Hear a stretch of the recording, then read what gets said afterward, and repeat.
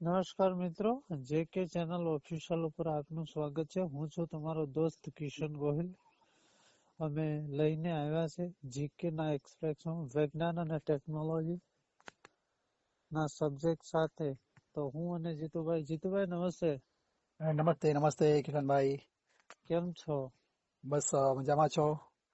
તો શ્રોતા મિત્રો, અમારા સબસ્ક્રાઇબર મિત્રો, તો આજે અમે તમને વિજ્ઞાન અને ટેકનોલોજી એની કે સાયન્સના ક્વેશ્ચન આન્સર તમને તમારા સુધી અમે પહોંચાડવાનો પ્રયત્ન કરીએ છીએ અમે.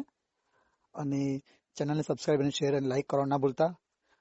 અમારું ગઈકાલના લેક્ચરમાં લાઇક ખૂબ જ ઓછી હતી, તો આશા રાખું છું કે આ લેક્ચરમાં અમને લાઇક વધુ મળે તો અમને આગળનું કામ કરવાનું વધુ મજા આવે અમને. તો બહુ સમય ના લેતા આપણે પ્રશ્નોત્તરી શરૂ કરીએ છીએ. પેલા એ વાત કરી લઈએ કે હમણાં જીતુભાઈ ઘણી બધી એક્ઝામ આવી રહી છે, જેમ કે નાયક ફિટનેસ છે, ગુજરાત પંચાયત ગૌણ સેવાની છે, મેન્સમાં, બરાબર. હા.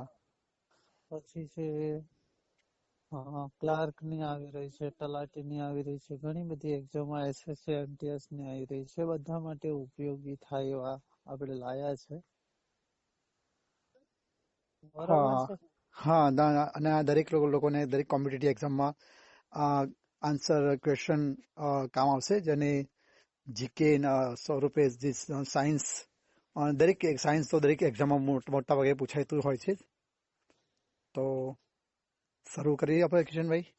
તો શરૂઆત તો જીવ વિજ્ઞાન થી કરીએ જીતુભાઈ. હા, તો ક્વેશ્ચન હું બોલું ને ક્વેશ્ચન? હા, તમે બોલો પેલા. હા, હાડકાની વૃદ્ધિ માટે કયું વિટામિન જરૂરી છે? તો હાડકાની વૃદ્ધિ માટે વિટામિન ડી જરૂરી છે. નમસ્કાર મિત્રો. તો હું હવે સજીવોમાં પ્રજનનને શું કહેવાય? પ્રજનનથી એનો આન્સર છે પ્રજનનથી production. Next Jitubhai. Number 3, question number 3. આપણે કરોડ સ્તંભમાં કુલ કેટલા હાડકાં હોય છે? તો તેનો જવાબ છે 33. નંબર 4 પ્રશ્ન કિશનભાઈ. બહુ સરસ જીતુભાઈ. છોડવામાં મુખ્ય ફોટોસિન્થેસિસ નું મુખ્ય સેશન કયું છે? તો ક્લોરોફિલ આવશે. નેક્સ્ટ જીતુભાઈ. Question number 5. તો આપણા હાથના પંજામાં કુલ કેટલા હાડકાં હોય છે? તો તેનો જવાબ છે 19. Number 6, question number 6 Kishanbhai. માનવ શરીરમાં લોહ તત્વ પરાવર્તન કયું છે? તો એ લોહ તત્વ માનવ શરીરમાં આવે છે, એટલે એનું લોહ તત્વ જે પરિભ્રમણ કરે એને લોહ તત્વ પરાવર્તન કહેવાય છે. એવું એટલે લોહ તત્વનું પરાવર્તન, જે લોહીનું પરિવર્તન થાય છે માણસોમાં, એને શું કહેવામાં આવે છે? મીન્સ કે એવો જવાબ અહીંયા લખ્યો છે જીતુભાઈ. ઓકે. એટલે એનો આન્સર એવો થાય છે કે માનવ શરીર જે પણ ક્રિયા કરે છે એ લોહીના માધ્યમથી જ કરે છે, બરાબર. ઓકે. તો નેક્સ્ટ ક્વેશ્ચન નંબર 7. સૂર્યપ્રકાશથી કયું વિટામિન મળે છે? તો સૂર્યપ્રકાશથી આમ તો દરેક લોકોને ખબર હોય જ કે સૂર્યના પ્રકાશથી વિટામિન ડી મળે છે. તો ક્વેશ્ચન નંબર 8 કિશનભાઈ. માનવ શરીરમાં લોહ તત્વ પરિવર્તન કયું છે? તો એ લોહ તત્વ હાર્ટ આવશે. અહીંયા બીજો પણ એવો જ ક્વેશ્ચન બને છે, એટલે જાણવા જરૂરી છે. ઓકે, ખૂબ જ સરસ કિશનભાઈ આવ્યો. Question number 9. વિટામિન એની ઉણપથી કયો રોગ થાય છે? તો કિશનભાઈ આનો આન્સર આપશો? રક્તાંધળાપણું. ઓકે. તો નંબર 10 ક્વેશ્ચન નંબર કિશનભાઈ. હા. ડીએનએ નું પૂરું નામ શું છે? ડીઓક્સરીબો ન્યુક્લિક એસિડ. નેક્સ્ટ જીતુભાઈ. હા, ક્વેશ્ચન નંબર 10 બોલું. Question number 11. ક્વેશ્ચન નંબર 11 માં ક્વેશ્ચન કિશનભાઈ ક્વેશ્ચન નેક્સ્ટ તમે ચલાવો ને. જીતુભાઈ, આપણે જો તમારા માટે મિત્રો આપણે આટલી મહેનત કરતા હોય તો લાઈક શેર અને સબસ્ક્રાઇબ કરવાનું ભૂલતા નહીં, કારણ કે બીજા શેર કરવાનું પણ ભૂલતા નહીં, કારણ કે તમારા માટે જે કઈ કરી રહ્યા છે એ તમારા માટે જ અમે કરી રહ્યા છે. બરાબર ને જીતુભાઈ? હા, અને તમારે લાઈક થી જ અમને થોડો ઉત્સાહ મળે કે અમારામાં કંઈક છે, અમને કરવાનું કંઈક એનામાં થોડી એ આવે. કારણ કે તમારી લાઈક ના મળે તો અમને લાગે કે અમારામાં કંઈક કમી છે અને અમારામાં કંઈક, તો તમારી લાઈક થી જ અમારો ઉત્સાહ વધે. માનવ પ્રજનન થી અહીંયા બે વિધાનો છે, જેમ કે જીપીએસસી અને નાયક ફિટનેસમાં પૂછે છે. કહેવાય છે કે લિંગ જાતિ કયા ભેદ ઉપરથી આપણે જાણી શકીએ છીએ? શું રંગસૂત્ર XX મળે તો શું તેનું જન્મનાર બાળક શું હોઈ શકે? તો કે અથવા લિંગ XY મળે તો તેનું જન્મનાર બાળક કયું હોઈ શકે? જેમ કે XX મળતા બેબી, XY મળતા બાબો, કે આ બંને, કે આ એક પણ સુસંગત નથી? તો એનો ઓપ્શન છે ઓપ્શન નંબર બી, કે એ બંને. જો XY મળે તો બાબો અને XX મળે તો બેબી. જેમ કે 22 અને રંગસૂત્રોની વાત કરીએ તો સ્ત્રીમાં રંગસૂત્રો તેમજ પુરુષના રંગસૂત્રો 22 રંગસૂત્રો હોય છે, અને એક આમ તો 23 જોડ હોય છે, પરંતુ એક જોડ જુદી પડતી હોય છે. જેમ કે સ્ત્રીમાં X હોય જ્યારે પુરુષમાં Y હોય છે. નેક્સ્ટ જીતુભાઈ. ક્વેશ્ચન આપણે 11 પ્રશ્ન અહીંયાથી આપણે પૂરા કર્યા છે. આપણે હવે આપણે જઈએ છીએ રસાયણ વિજ્ઞાન અને ભૌતિક વિજ્ઞાન તરફ. બરાબર ને જીતુભાઈ? Question number 12. કિશનભાઈ, તમે પ્રશ્ન પૂરો થાય જવાબ પૂરો થાય એટલે પછી ક્વેશ્ચન નંબર બોલતા રહેજો, અથવા એટલે ખ્યાલ આવે કે ક્વેશ્ચન કહો પૂરો થયો. ક્વેશ્ચન આપણે 11 પૂરા થાય, ક્વેશ્ચન નંબર 12 આવે છે હવે.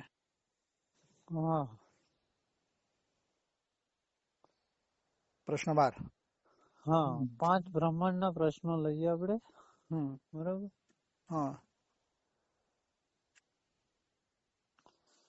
તો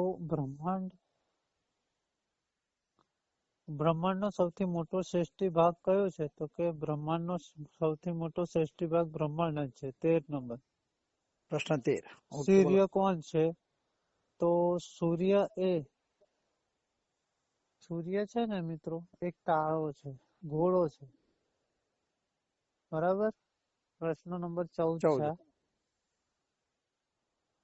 પ્રશ્ન નંબર 14 નો જવાબ. પ્રશ્ન નંબર 14 પ્રશ્ન પૂછો.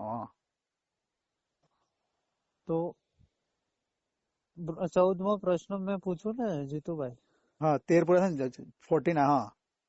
14 બોલ્યો. સૂર્ય વાળો જે પ્રશ્ન છે, 14. Okay, 14 complete. 15. ઓકે. તો સૂર્ય કોણ છે? તો સૂર્ય એક તારો છે. આપણે જોઈએ તો બ્રહ્માંડમાં કેટલા ગ્રહો છે? તો 9 છે. બરાબર? એન્વાયરમેન્ટ એટલે શું? બરાબર છે. આ 16મો ક્વેશ્ચન છે. બરાબર? આપણે 20 બ્રેક પાડવાનો છે. 20 બ્રેક પાડી દો. આપણે 20 સુધી લાગ ચલાવો. બોલો. બરાબર છે. 20 બ્રેક પાડવી છે એમ ને? આગળ લેવા નથી? ના, આગળ નથી લેવા. આપણે 20 બ્રેક પાડીએ. પણ મિત્રો લાઈક શેર કરવાનું ભૂલતા નહીં હો. મિત્રો રહી જાવ તો અમને કહેતા નહીં કે અમે રહી જા. અમે આ રીતના બંધ કરી દઈશું જો શેર અને લાઈક નહીં થાય.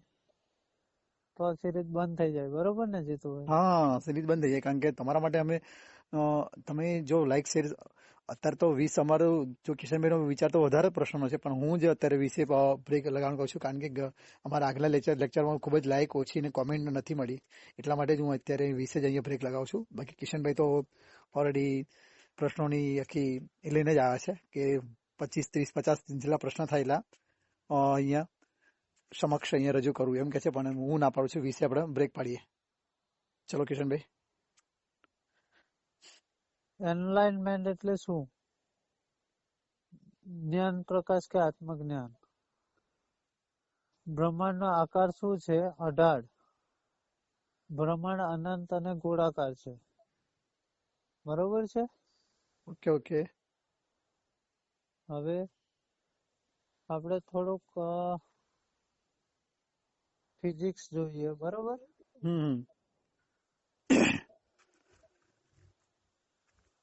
તો ફિઝિક્સમાં ન્યૂટનની પ્રથમ ગતિ નિયમ શું છે? સ્થિતિમાં રહેલા પદાર્થને સ્થિતિમાં જાળવવાનો પ્રયત્ન. વીજળીનું વર્તમાન એકમ શું છે?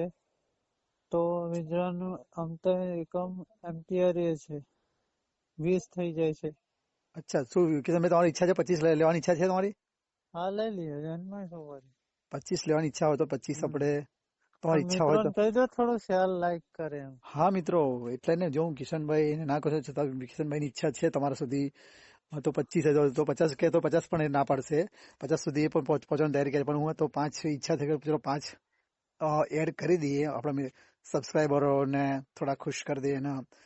અને મિત્રો જે લોકોએ ગઈકાલે અમારા ફર્સ્ટ લેક્ચરમાં જે લોકોને ગમ્યા હતા એ લોકો અમને કોલ દ્વારા મને શાબાશી આપી હતી, સરસ. તો એના થ્રુથી જ અમે બીજું લેક્ચર લઈને આવ્યા છે. શબ્દની ઝડપ આશરે ગતિમાં શું હોય છે? આશરે 343. ઓકે. ઉર્જાની સંરક્ષણની નિયમ શું છે? ઉર્જા ન તો સર્જાય છે, ઉર્જા ન તો નષ્ટ થાય છે, બરોબર? ઓકે, 22 ક્વેશ્ચન પૂરા થયા છે. હા જીતુભાઈ, થોડી કયો મિત્રોને વધારે શેર કરે યાર. હા મિત્રો, લાઈક શેર સબસ્ક્રાઇબ કરવાનું ના ભૂલતા.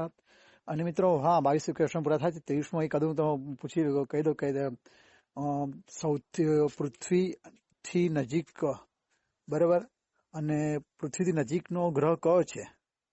કિશનભાઈ આપ જવાબ આપી શકો છો? પૃથ્વીથી નજીકનો ગ્રહ કયો છે? ના સમજાયું નહીં મને. પૃથ્વીથી નજીક કયો ગ્રહ આવે છે? પૃથ્વી નજીક કયો ગ્રહ છે? એક મિનિટ, ગ્રેવિટી બળનું પરિણામ શું છે? આ તમે આપી શકો છો જીતુભાઈ? ના, આ તો મને અત્યારે હાલમાં યાદ નથી આવતો, પણ પૃથ્વીથી નજીક બુધ ને શુક્ર પૃથ્વીથી નજીક બંને ગ્રહ નજીક છે, તેનો જવાબ છે. હા, તો બોલો તમારો જવાબ બોલ દો ને આનો. હા બોલી દઉં, પણ મિત્રોને થોડુંક યાદ તો આલો. અરે હા મિત્રો, લાઈક સબસ્ક્રાઇબ અને તમારા અન્ય મિત્રો સુધી તમે શેર કરો. અને વ્યૂઝ આગલા લેક્ચરમાં ખૂબ જ અમને વ્યૂ ઓછા મળ્યા છે અને લાઈક પણ ઓછી મળી છે. તો આશા રાખું છું કે આ લેક્ચરમાં અમને કદાચ સારા વ્યૂ અને સારી લાઈક મળશે અને કોમેન્ટ પણ કદાચ કોમેન્ટથી તમે અમને જણાવી શકો છો કે અમારું લેક્ચર તમને કેવું લાગ્યું એ પણ તમે જણાવો, કારણ કે આગલા લેક્ચરમાં એક પણ કોમેન્ટ નથી મળી. લાઈક સાથે એક લાઈક મળી છે, પણ કોમેન્ટ તો બિલકુલ 0.0 કોમેન્ટ મળી છે. એટલા માટે આપણે અહીંયા 23 પ્રશ્ન પૂરા કર્યા છે. એનો જવાબ એટલો જ છે, શક્તિ જે પદાર્થોને ખેંચે છે. આમ તો 24 પૂરા થયા જીતુભાઈ. ઓકે, 24. ઓકે, તમારું 23 મેં લાવો 24. લાસ્ટ લઈ આવો કિશનભાઈ, 25 બ્રેક પાડી દે. ક્વેશ્ચન એવો છે, યુરોપમાં મોટા લોયા તરીકે ઓળખાતા તારાના સમૂહને ભારતમાં શું કહેવાય છે? જીતુભાઈ, આના MCQ હું આપું છું, કારણ કે આ પ્રશ્ન બહુ અઘરો છે અને કોઈ ખગોળમાં આ ચાલતું નથી. એટલા ના MCQ આપો, હું પણ કદાચ ટ્રાય કરવાનો પ્રયત્ન કરું. મૃગમંડળ, બી સપ્તર્ષિ મંડળ, સી તારામંડળ, ડી ધ્રુવ મંડળ. હા, મને તો બી પર લાગે છે કે થોડું કદાચ. કયું? સપ્તર્ષિ મંડળ? હા. અરે વાહ, તમે તો બહુ સારું કહેવાય લો. હા, બી પણ લાગે છે મને તો. સારું લાગે છે. તો ચલો દોસ્તો, અમને જીતુભાઈ ને અને અમને રજા આપશો. ઘણી મોડી રાત્રે જે અમે તમારા માટે મહેનત કરી રહ્યા છે, બરાબર ને જીતુભાઈ? હા મિત્રો, હવે તો એના માટે લાઈક, શેર અને સબસ્ક્રાઇબ તો જરૂર બને અને જોવાનું તો ભૂલવાનું જ નહીં. તમે શેર વધુમાં વધુ જગ્યાએ તમે શેર કરો, અને અમે નેક્સ્ટ લેક્ચર લઈને આવીશું. અમે દરરોજનું એક લેક્ચર તો અમે યુટ્યુબમાં અપલોડ કરવાનો પ્રયત્ન કરીશું. આવતીકાલનું લેક્ચર અમે પણ અને આ તમામ એક્ઝામો માટે ઉપયોગી થાય એવું જ કન્ટેન્ટ હશે અમારું. હા, અને એ આવતીકાલનું પછી લેક્ચર ચાહે સેન્ટ્રલ ગવર્મેન્ટ હોય કે ગુજરાત ગવર્મેન્ટ હોય, બરાબર ને? હા, દરેક લોકો માટે છે. કે આપણે એવું નથી કે એક એક્ઝામ માટે છે. એટલે આમાં દરેક લોકો આ લેક્ચરને નિહાળી શકે છે અમારો. અને આવતીકાલનું લેક્ચર કયું છે એ તમે જોવાનું, એ પણ કાલે તમે જોજો. અને ચેનલને સબસ્ક્રાઇબ અને નોટિફિકેશનને ઓલ રાખો, જેથી કરીને દરેક વિડીયો તમારા સુધી પહેલો વિડીયો આવી શકે છે. એટલે તમે સબસ્ક્રાઇબ ના કરી સબસ્ક્રાઇબ કરી લો, અને સબસ્ક્રાઇબ કર્યું હોય તો તમે નોટિફિકેશનને ઓલ ના કર્યું હોય તો ઓન કરી નાખો. તો મળીએ ત્યાં સુધી. Bye bye. કૃષ્ણભાઈ, ગુડ મળીએ. ચલો, નાઇટ જીતુભાઈ. Good night. ચલો.